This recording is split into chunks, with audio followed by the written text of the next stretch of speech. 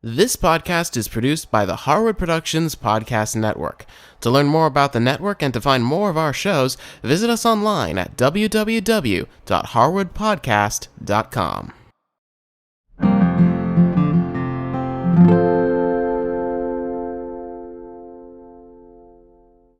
Hi, I'm Cindy Harris. Welcome to the Photography Guild.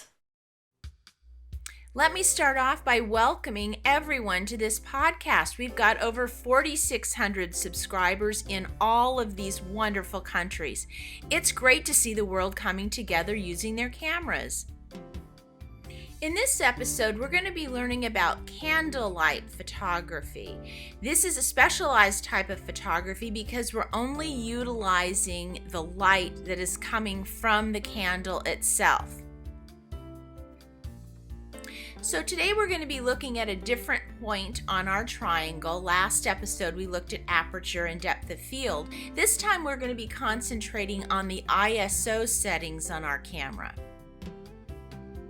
Well, what does ISO stand for? Well, it stands for the International Organization for Standardization. Now that's something we really don't need to remember. What's more interesting is that it comes from the Greek word isos, which means equal. The ISO is really what we would have called in the old days when we used film, the speed of our film. Now, most of us use digital cameras now, so we don't have film. But what the ISO does now is it measures our camera's sensitivity to light. And when you look at your ISO settings on your camera, you'll see that you have numbers that range from between 100 all the way up to 1600 or more. And the higher the number, the more sensitive to light the sensor on your camera is going to be. So one thing we need to think about when we take photographs is we have to look and see how much light is available for my camera sensor to pick up. Now here's why it's important to understand what ISO is about. When we have a higher ISO setting, like in the 8 to 1600 range, we're going to get a little bit more noise. Now what does that mean? Well, a digital image is made of zillions of little squares called pixels. And pixels are what make up this mosaic that ends up being our image or our photograph. Now the goal for us as photographers is we don't want to see those pixels, because if the squares or those pixels become even slightly visible, we start to see what they call noise. And noise is almost like the graininess of a photograph, and we really don't want that. So the thing that we have to think about is how much light is available. Now look at these two photos that I took. This was of a magnolia blooming in my backyard. I was outside in daylight, so I had plenty of visible light. That first shot up top, I took that at an ISO setting of 100. And you can see it's very sharp, it's very clear, very fine, not a lot of grain. The bottom picture is a little bit different. I took this at a very high ISO setting of 1600, which meant I let my camera be very sensitive to light. And if you can see, it's a lot more grainy and not quite as sharp a photograph. So for outdoor shots, you would have a lower ISO setting, and for inside shots where you don't have much light, you'd have a higher ISO setting. So for this episode, we're inside, so let's talk about how we can use our ISO inside. Well, it lets us take photos in very low light situations using just the light that's available to us. That means no flash. Now have a look at these two photographs that I took. On the photo on the left, I used a flash, and you can see it worked great. It lit up everything in the space. But I didn't really want that, so I took the second photo on the right without the flash. Look at the difference. Both photos are fine, but I was going for a more moody, artistic photograph, so choosing no flash allowed the candles to provide all the light for me.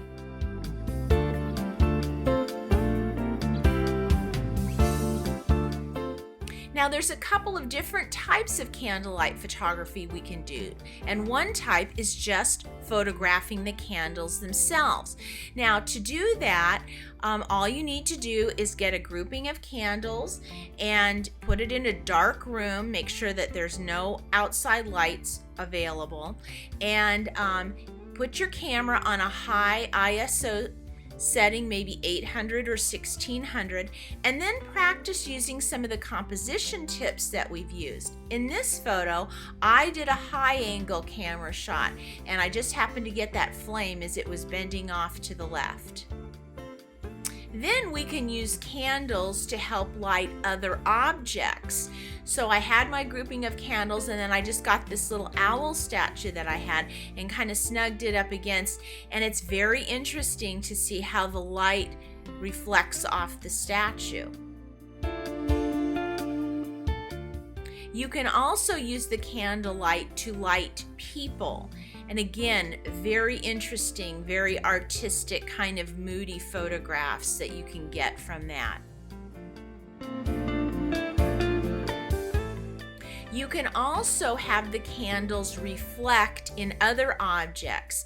In this case, I had my husband holding my guitar, and you can see the candles reflecting in the base of the guitar, and I thought that was kind of an interesting shot.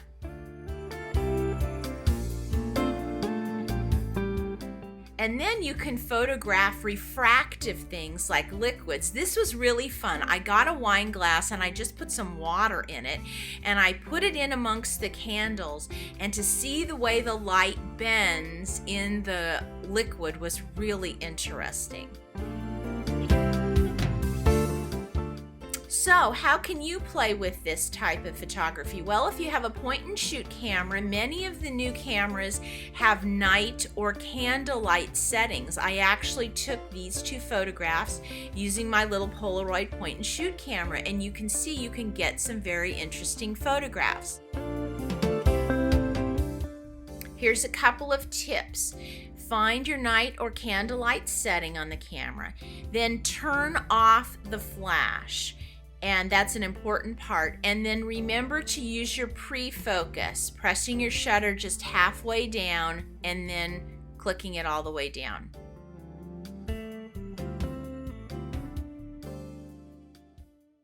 Now, if you have an SLR camera, what you'll be playing with is your ISO settings.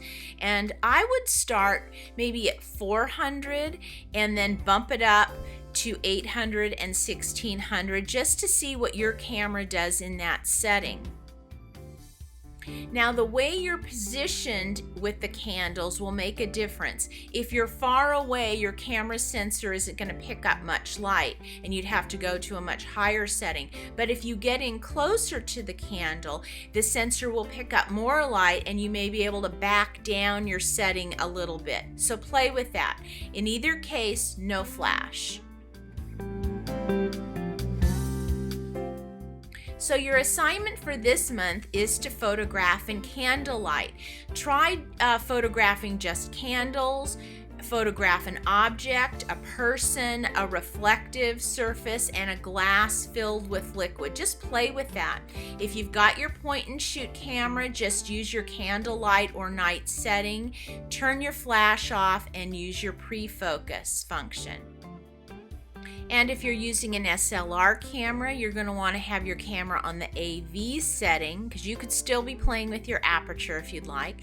And then use your ISO dial. Start with a low ISO, maybe 400, and then bump it up to 8 and 1600 just to see what you're getting with the setting that you're in the available light. Now, as you're playing with this candlelight photography, I hope you'll consider sharing some of your photographs with the rest of us by going on to Flickr and to the Photography Guild group that we've set up there. we have some wonderful photographs that people have taken from the lessons that we've learned here on this podcast.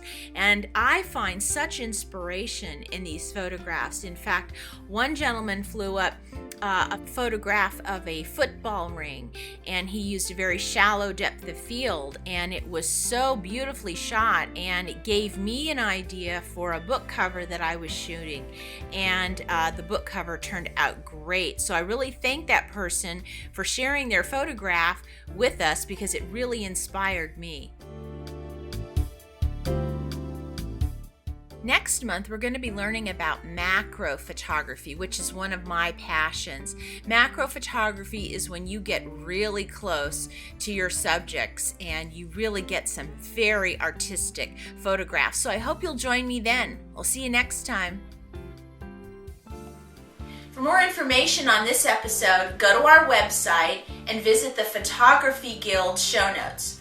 Also, if you have any questions or ideas, send us an email. Thanks for watching. Want to see what's going on behind the scenes at Harwood Podcast Network? Maybe you want to know what's going on with your favorite shows. You can follow us by going to twitter.com/Harwood Podcast. We have daily entries, photos, all kinds of behind the scenes info. We'll see you on Twitter.